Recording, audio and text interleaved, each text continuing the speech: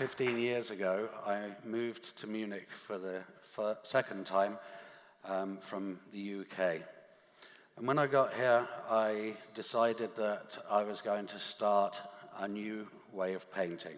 I had no idea what this new way was going to be, but I'd discovered a new material called gesso a little time before that. Now, I suspect not many people here have ever heard of gesso. Gesso has been used by artists for centuries, but its main use has been to prime the canvases, the support. Before that, on wooden boards, panels. Gesso has always been used. It's a mixture of glue and chalk. There's lots of different types of chalk. The chalk acts as the filler and the glue is the binder, and that has been painted onto the supports for subsequent overpainting then with tempera, oil paint, and whatever other paints anybody wanted to use. So the reason nobody's ever heard about gesso is because it's much more associated with the support rather than the painting. If you go into any gallery in the world and look at paintings that have been made in the last 500 years, there's a very good chance that most of them have been grounded first with gesso. So I got a studio in Munich and I wanted to start some painting. So I thought the best thing to do was to spend some time preparing this ground in a really traditional way, because it's quite a complicated process. You have to cook the paint in a double boiler, stir it. When it's wet, when it's ready to be applied, it's like thick hot cream, and that dries quite quickly, so it has to be applied quite quickly.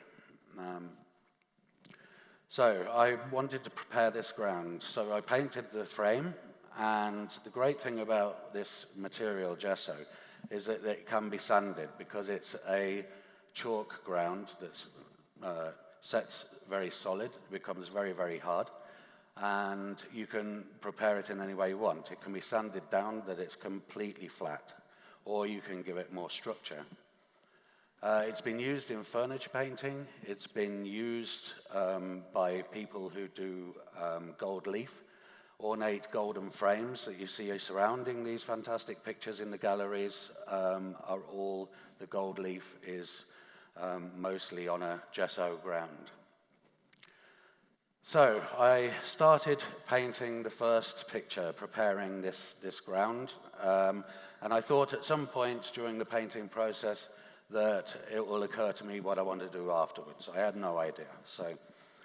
And this is the first painting I did. It's very simple.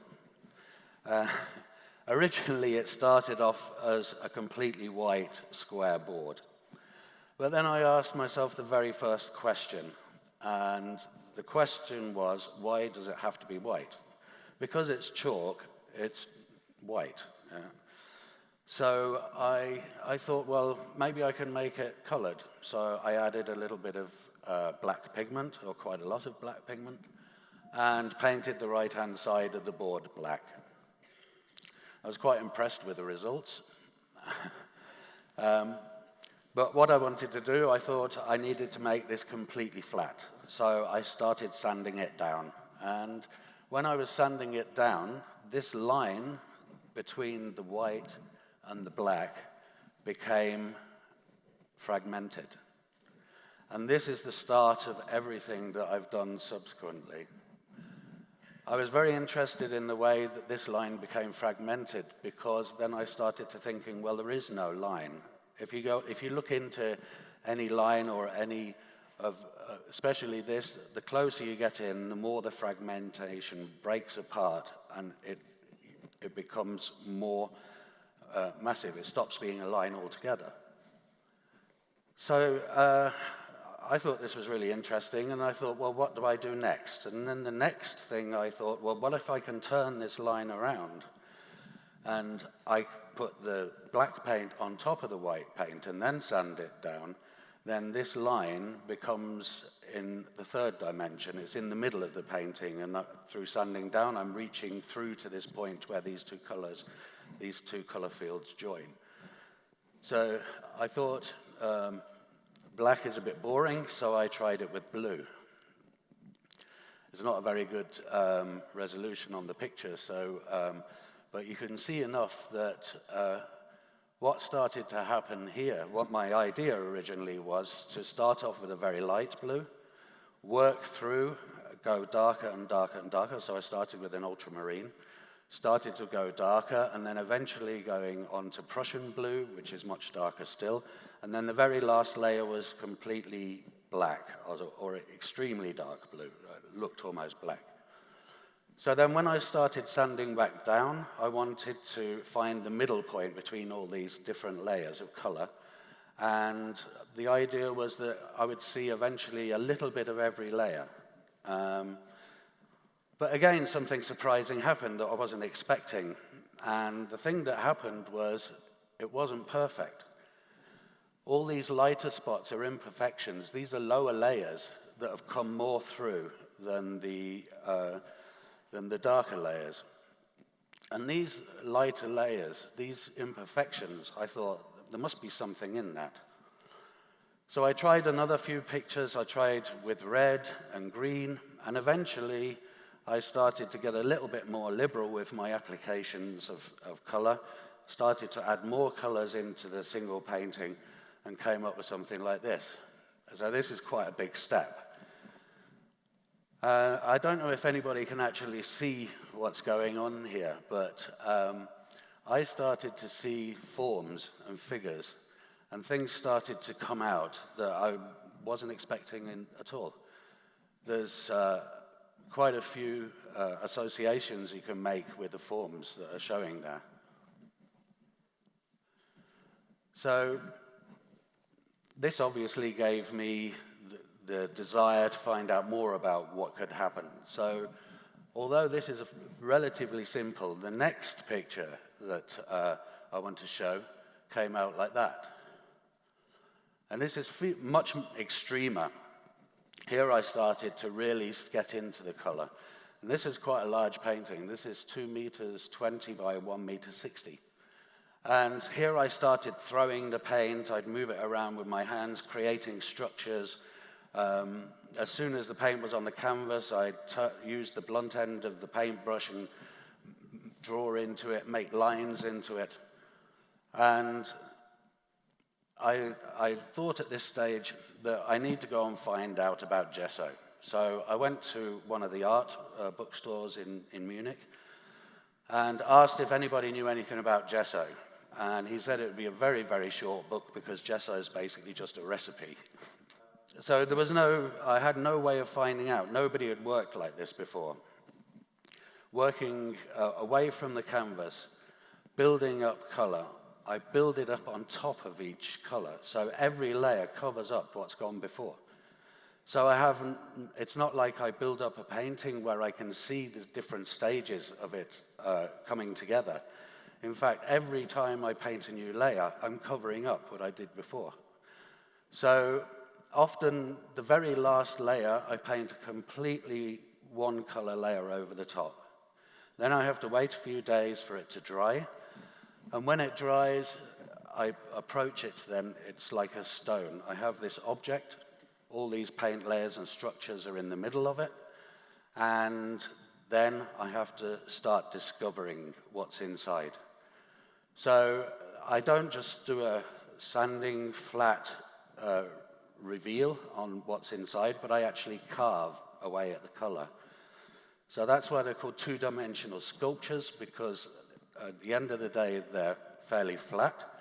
But the way I go into it and the way I approach the work is very sculptural in the sense that I am carving. So these were big pictures, and originally I did them on wooden boards, 8mm MDF on really strong boards, and they were very, very heavy. I couldn't lift them pretty much at the end. I kept getting bigger and bigger and bigger, and then I got asked to do an exhibition in a very small part-time gallery, and it was only 20 square meters.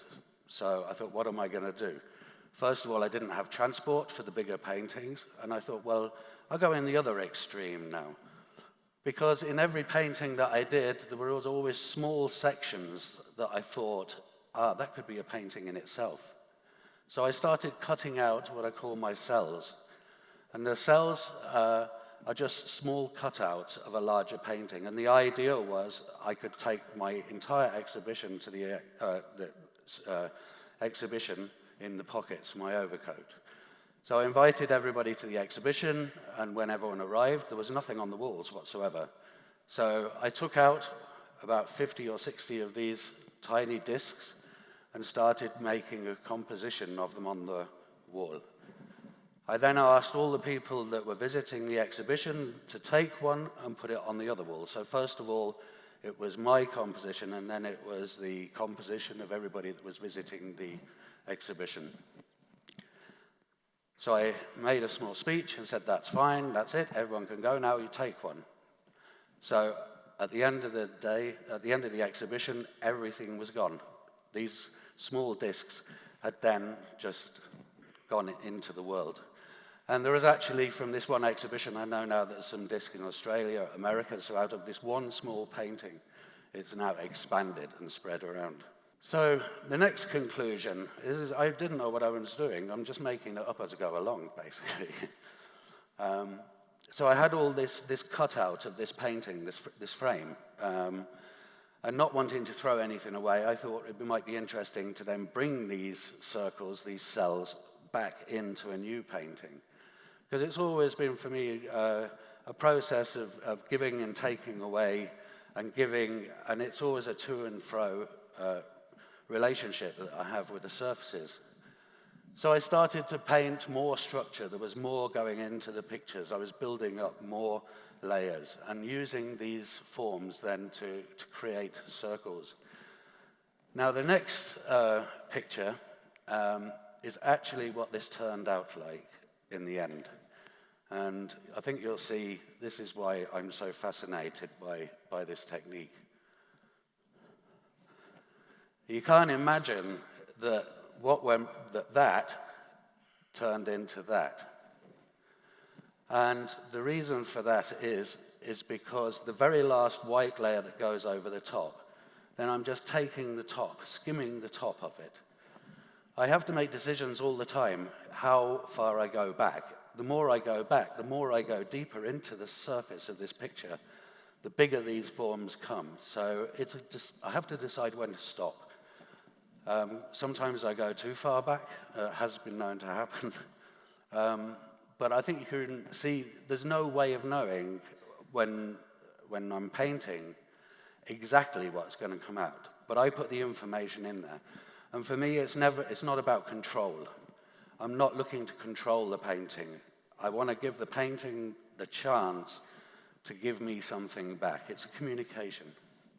A friend of mine set some cameras up in my studio, and I was supposed to turn them on when I started to sand down the surface so that, I could demonstrate what happens. But every time I was painting, I was so focused on the painting and the sanding that I kept forgetting to put the camera on. So I think that's the thing that most people are fascinated. I attack the surface of the painting with a sanding machine. At least you can see a little bit of the sanding machine. It's an industrial sanding machine. And then you go into a gallery and don't touch the paintings, don't touch the paintings. And I've been grinding away at them. So this is what this turned out to be. And this is interesting as well because I started to be really liberal with how I applied the paint. And it became very organic, and there's organic forms and shapes coming out. So obviously then I was interested in a little bit going towards landscape, but not really any specific landscape, more sort of an organic form. This is a painting that went completely wrong. I just put too much on. I was just putting more and more and more and taking it to the extreme. How far can I take this material before it breaks? And it did break. It cracked totally, but in a brilliant way. When I first saw it, my first reaction the next day when I came back, I was so convinced it was going to be a great painting and I was going to sand it down and there's great stuff in there. And I came back and it totally cracked up. So, oh my God, disaster, what do I do? So it was about 2 days before an exhibition, so I put it in a back room, had the exhibition, came back a couple of weeks later, took it out of the room and thought, that's actually really good. So you should never go on the first instinct when you think everything's gone wrong. Just give it a bit of time. Yeah. So at least you see here a little bit of how it goes. The top right-hand corner is unsanded. And as I take off the top layers, I'm really interested in the way that these little delicate lines and forms come through. This was one of the first ones that I did on canvas. I didn't realize it was possible to paint on canvas because I thought the paint was going to be too heavy. Then I started to get more complicated, more interested in the composition. Here's one that's with the cells, again, sort of going up into the ether out of a sort of watery base in the painting. This is a pretty spectacular one, and I started to drip it, and I was thinking about how to apply the paint in different ways. I splat it, I move it around with my hands, I pour it, sometimes I throw it. In this case, I was dripping it. But it's how you sand it that's important, because I went through further back than these drips and went right into the base in this one to reveal this opening in the middle. Then this is a detail of another painting, and you see how complicated it's getting now. From this one simple line, it's getting really, really complicated. There's more layers, there's more going on, there's more activity. And I'm still discovering new things today. This is also one of my latest ones, where I've got the energy and this ball of energy in the middle. And I wanted to have it throwing out in every direction its energy. So we come back to this. This is my first gesso painting. And what I really want to say is it's possible, out of a line, to create a universe. Thank you.